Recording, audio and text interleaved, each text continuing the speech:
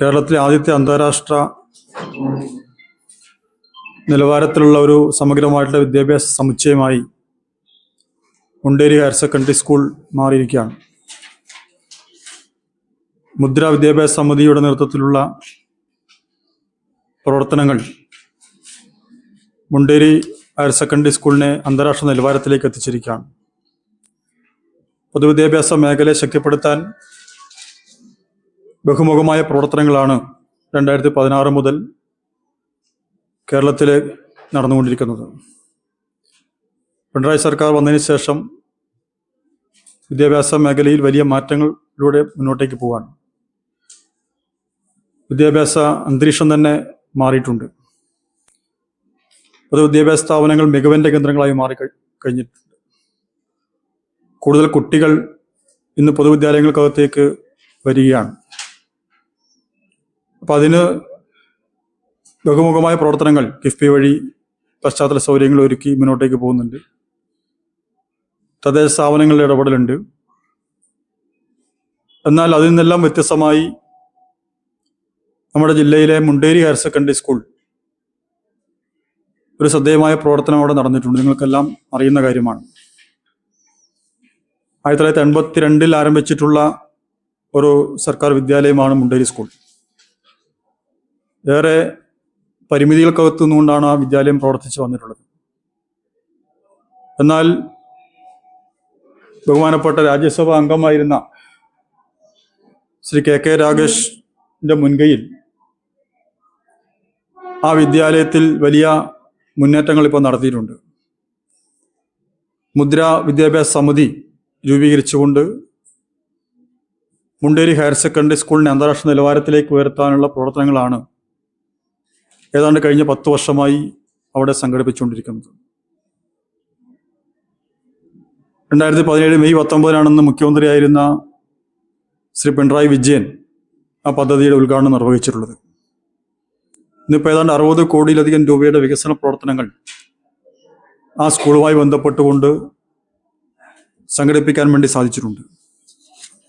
അതിൻ്റെ ഭാഗമായി ഏറ്റവും നൂതനമായിട്ടുള്ള ഫിസിക്സ്, കെമിസ്ട്രി ലാബുകൾ, അതുപോലെ ബയോളജി, കമ്പ്യൂട്ടർ ലാബുകൾ, അതുപോലെ ഏറ്റവും ആധുനികമായിട്ടുള്ള ഇന്ത്യയിൽ തന്നെ ഏറ്റവും മികച്ചതെന്ന് കരാവുന്ന അഡ്വാൻസ്ഡ് റോബോട്ടിക് ലാബ് ഉൾപ്പെടെയുള്ള സംവിധാനങ്ങൾ മുണ്ടേരി ഹയർ സെക്കൻഡറി സ്കൂളിനകത്ത് നിന്ന് ഉറപ്പുവരുത്താൻ വേണ്ടി സാധിച്ചിട്ടുണ്ട്.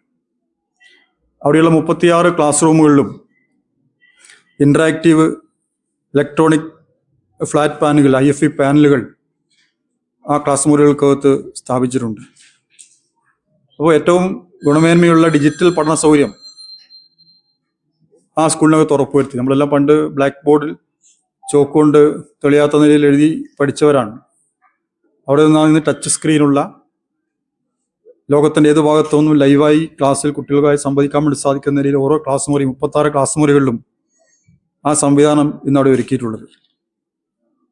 100 കിലോ വാട്ടിൻ്റെ സൗരോർജ പ്ലാന്റ് കേരളത്തിലെ മറ്റേതെങ്കിലും വിദ്യാലയത്തിലുണ്ടെന്ന് കരുതുന്നില്ല. അത്രയും വലിയ സൗരോർജ പ്ലാന്റ് അവിടെ സ്ഥാപിച്ചിട്ടുണ്ട്. അതുപോലെ അവിടെ ഏറ്റവും ആധുനികമായിട്ടുള്ള വീഡിയോ കോൺഫറൻസ് ഹാൾ, 200 ആൾക്ക് ഇരിക്കാൻ പറ്റുന്ന ഇൻറ്ററാക്റ്റീവ് പാനൽ ഉൾപ്പെടെയുള്ള വലിയ കോൺഫറൻസ് ഹാളുകൾ ഉൾപ്പെടെ അവിടെ സജ്ജമായിട്ടുണ്ട്. ഡിജിറ്റൽ ലൈബ്രറി, ഏറ്റവും ആധുനികമായിട്ടുള്ള ഡിജിറ്റൽ ലൈബ്രറി അവിടെ സജ്ജമായിട്ടുണ്ട്.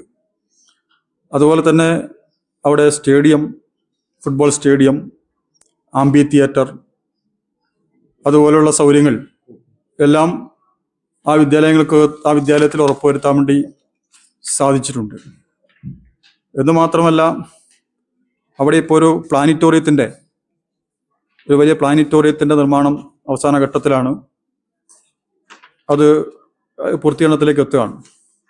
ഇത് മാത്രമല്ല, മുദ്ര വിദ്യാഭ്യാസ സമിതിയുടെ ഭാഗമായി അവിടെ മുണ്ടേരി സ്കൂളിനോടൊപ്പം അതിനോട് ചേർന്നിട്ടുള്ള വിദ്യാലയങ്ങൾ അതൊരു ക്ലസ്റ്ററായി രൂപീകരിച്ചുകൊണ്ട് അവിടുത്തെ പ്രൈമറി വിദ്യാലയങ്ങളെ കൂടി ഇതിൻ്റെ ഭാഗമായി ഉൾപ്പെടുത്തി അവിടെയും മെച്ചപ്പെട്ട സൗകര്യങ്ങൾ ഏർപ്പെടുത്തി എന്നുള്ളതാണ് ഇതിൻ്റെ ഒരു പ്രത്യേകത. ഇതിനെല്ലാം ആവശ്യമായിട്ടുള്ള ഫണ്ടുകൾ സമാഹരിച്ചിട്ടുള്ളത് പ്രധാനമായിട്ടും CSR ഫണ്ടുകളാണ്. പൊതുമേഖലാ സ്ഥാപനങ്ങളുടെ ഒക്കെ CSR ഫണ്ടുകളാണ്. അതുപോലെ MB ഫണ്ടുണ്ട്, MLA ഫണ്ടുണ്ട്, കിഫ്ബി വഴിയുള്ള ഫണ്ടുണ്ട്, ജില്ലാ പഞ്ചായത്തിൻ്റെ ഫണ്ടുണ്ട്. ഈ നിലയ്ക്കെല്ലാമുള്ള ഫണ്ടുകൾ ഉപയോഗപ്പെടുത്തിക്കൊണ്ടാണ് ഏതാണ്ട് 60 കോടിയിലധികം രൂപയുടെ വികസന പ്രവർത്തനം. ഇത് വലിയൊരു മാസ്റ്റർ പ്ലാൻ ഉണ്ടാക്കിയിട്ടാണ് ശ്രീ കെ രാഗേഷിൻ്റെ നിർദ്ദേശപ്രകാരം അവിടെ മുദ്രാവിദ്യാഭ്യാസ സമിതി ചർച്ച ചെയ്ത് അംഗീകരിച്ചിട്ടുള്ള വലിയൊരു മാസ്റ്റർ പ്ലാൻ. അത് ഘട്ടം ഘട്ടമായി അതെല്ലാം നമുക്ക് യാഥാർത്ഥ്യമാക്കാൻ വേണ്ടി സാധിച്ചു എന്നുള്ളതാണ് അതുമായി ബന്ധപ്പെട്ട് കാണാൻ വേണ്ടി സാധിക്കുന്നത്.